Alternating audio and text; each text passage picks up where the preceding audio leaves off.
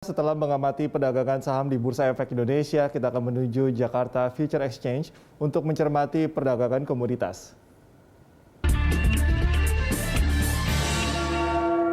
Untuk mengetahui kinerja Bursa Berjangka Jakarta sepanjang tahun 2021, kita telah terhubung dengan Direktur Utama Jakarta Future Exchange, Stefanus Paulus Lumintang. Selamat pagi Pak Paulus, apa kabar?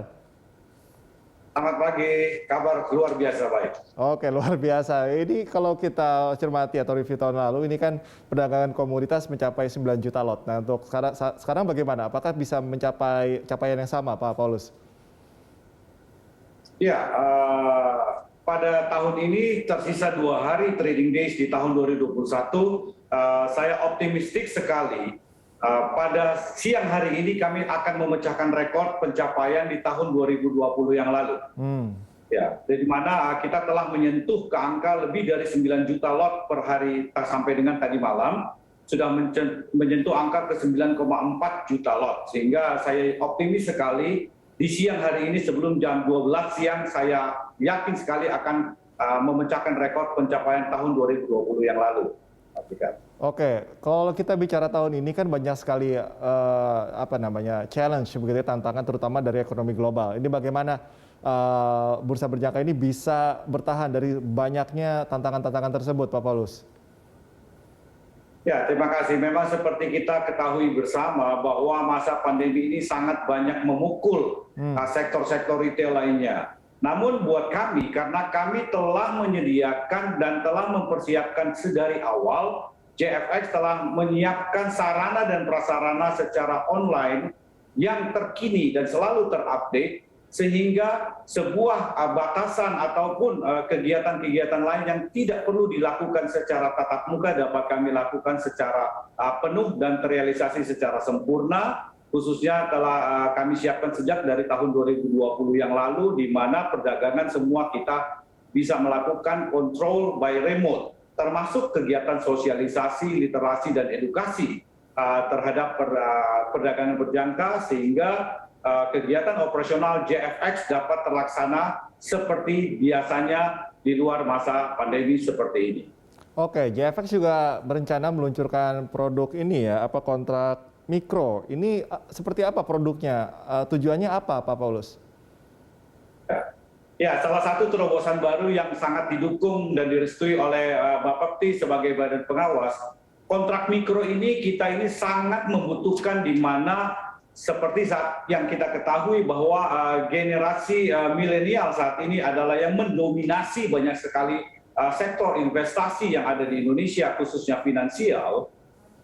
JFX merasa perlu untuk mempersiapkan kontrak mikro dengan size yang sangat mampu, sehingga banyak sekali masyarakat bisa menikmati manfaat dari perdagangan berjangka untuk masuk ke pasar retail, dan juga seluruh pelaku dari berbagai kalangan bisa menerima manfaat dan berinvestasi di perdagangan berjangka. Jadi tujuan kita, target market kita itu adalah kaum milenial dan juga seluruh masyarakat pada umumnya untuk dapat berinvestasi di perdagangan berjangka komoditi dengan kontrak size yang mikro, sehingga bisa mampu melakukan financial instrument investment melalui pialang-pialang berjangka yang adalah anggota Bursa Berjangka Jakarta, sehingga dapat merasakan manfaat ekonomi dari perdagangan berjangka komoditi di Indonesia. Oke, ini juga sejalan kalau kita membaca mengenai inklusi perdagangan di Indonesia yang cenderung masih rendah. Itu salah satu solusinya kah? Dan apa penyebabnya sebetulnya, Pak Paulus, dan bagaimana mengatasi ke depannya?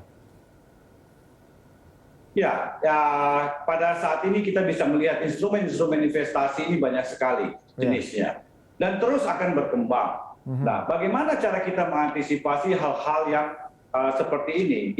JFX dalam hal ini selalu akan melakukan inovasi-inovasi dan melakukan penyesuaian-penyesuaian yang disesuaikan dengan kebutuhan pasar, baik tergantung dari target market maupun dari instrumen yang lagi tren, sehingga JFX akan selalu sedia menyesuaikan dan mempersiapkan serta memenuhi kebutuhan para investor dari berbagai kalangan yang ada di Indonesia, khususnya di perdagangan berjangka komoditi.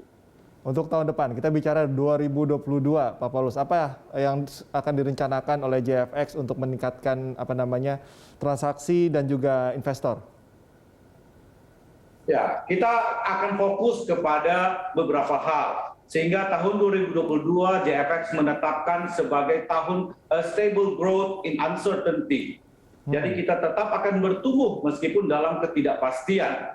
Di mana masa pandemi ini masih kita melihat masih kemungkinan akan berlanjut, dan JFX akan mempersiapkan dengan pengembangan teknologi yang kita siapkan dengan kapasitas yang lebih besar, serta mempersiapkan kontrak-kontrak yang up to date, salah satunya adalah mikro, serta kita melakukan beberapa revitalisasi atas kontrak-kontrak komoditi untuk mempersiapkan dan mewadahi para investor di seluruh Indonesia dari berbagai kalangan, baik yang itu retail maupun individual maupun korporasi, untuk dapat berinvestasi di perdagangan berjangka komoditi dengan melakukan kegiatan-kegiatan edukasi dan sosialisasi yang terus-menerus akan kita lanjutkan. Dan sangat menarik buat Indonesia, JFX tahun depan akan meluncurkan kontrak size untuk komoditi kopi dan oleh yang sangat begitu menarik, dan juga pasar fisik emas digital yang tentunya akan menjadi sebuah instrumen investasi pilihan buat para investor retail. Oke, terakhir Pak Paulus, di Desember ini kan harga komoditas cenderung menguat. Apakah ini akan bisa langsung berlanjut di awal 2022? Ya, menurut analisa kami dan berita-berita yang ada keadaan pasar di luar negeri, secara global, kami sangat optimis bahwa masih akan terjadi fluktuatif volatilitas harga komoditi-komoditi unggulan, khususnya yang ada diperdagangkan di JFX. Contoh seperti adalah timah, batu bara, oleh, kopi, oil, gold terutama, ini akan tetap mengalami sebuah pertumbuhan yang signifikan dalam volatilitas harga yang ada di market secara global melalui perdagangan di JFX. Satu lagi deh Pak Paulus, apa yang ingin disampaikan atau pesan khusus Anda untuk para investor menghadapi 2022? Ya, para investor yang saya cintai, terutama JFX lovers, inilah saat yang tepat untuk kita mendiversifikasi instrumen investasi. Bahwa di perdagangan berjangka komoditi, melalui JFX, ini adalah benar-benar transaksi yang secara transparan dan mempunyai kontribusi serta potensi untuk mengembangkan instrumen investasi. Bisa mengalahkan return, bisa mengalahkan rate of inflation, sehingga investasi yang kita invest secara finansial dapat bertumbuh kembang melebihi dari inflasi yang terjadi.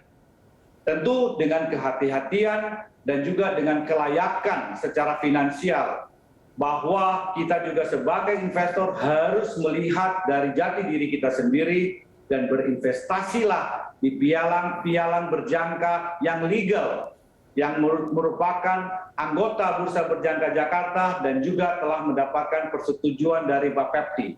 Jangan terpengaruh kepada fixed income atau keuntungan-keuntungan pasti, sehingga harus berhati-hati karena ekonomi saat ini sangat butuh dukungan untuk investasi, mempercepat pemulihan ekonomi dan meningkatkan pertumbuhan ekonomi melalui perdagangan berjangka komoditi di JFX. Baik, terima kasih Pak Paulus atas informasi serta analisisnya. Sehat dan sukses selalu Pak Paulus. Menjelang tahun baru, selamat tahun baru. Baik, terima kasih. Pemirsa, Direktur Utama Jakarta Future Exchange, Stefanus Paulus Lumbintang. Pemirsa, sampai di